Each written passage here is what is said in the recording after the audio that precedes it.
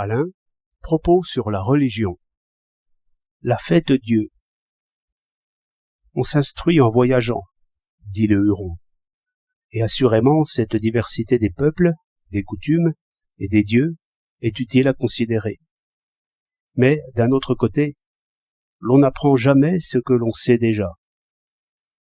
Je viens de voir une longue procession de Français qui célébrait la fête du blé.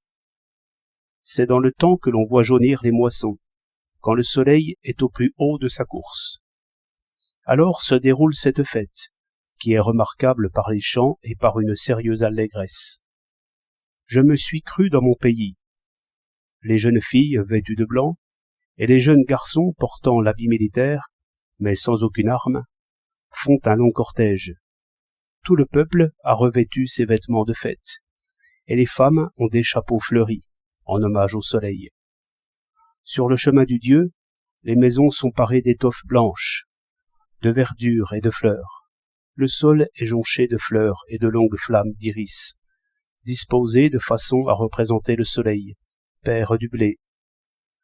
Au-devant du Dieu s'avancent des enfants vêtus de blanc et couronnés de roses, qui jettent des roses effeuillées.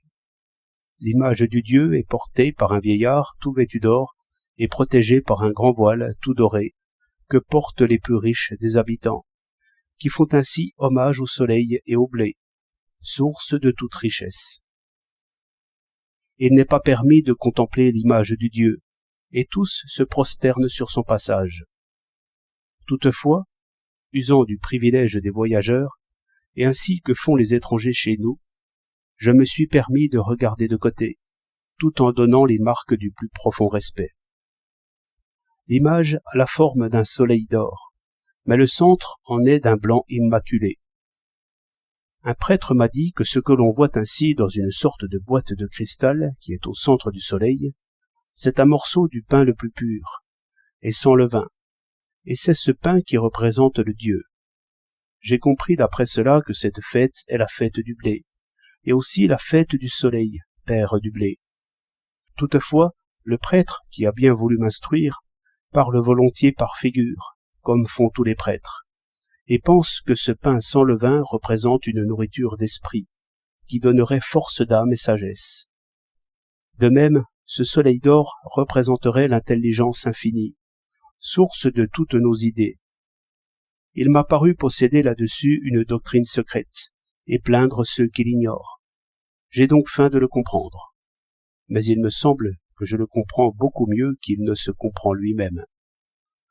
Nul n'ignore que le soleil et le pain sont les soutiens de toute sagesse et de tout esprit en ce monde. J'aimerais dire à ce propos que les bienfaits de Dieu sont moins dans les maximes de sagesse et des principes de connaissance que dans des conditions plus humbles qui rendent possible la connaissance et la sagesse. Et si quelque orgueilleux se disait maître de pensée et de vouloir sans ces secours extérieurs, je voudrais le voir 2 jours seulement sans soleil ni pain. Je veux bien qu'on appelle grâce ces secours qui nous permettent de savoir un peu et de vouloir pour le mieux. Que cette grâce nous arrive par le soleil et le pain, c'est ce qui frappe tous les yeux. Et c'est donc, sous les formes du soleil et du pain, qu'il est convenable de célébrer le bienfaiteur. Mais il me semble qu'après cela, c'est notre propre affaire de vouloir et de penser comme il faut, et il me paraîtrait impie de remercier le bienfaiteur de ce que nous avons nous-mêmes fait de bien en ce monde. Car cela, c'est notre affaire, une fois que nous sommes pourvus de blé. Il est remarquable que la religion universelle soit toujours jointe à quelque croyance superstitieuse, conseillère de paresse et de faiblesse. Ainsi philosophait le Huron, parce qu'il avait vu passer la procession de la fête Dieu. 17 juin 1922.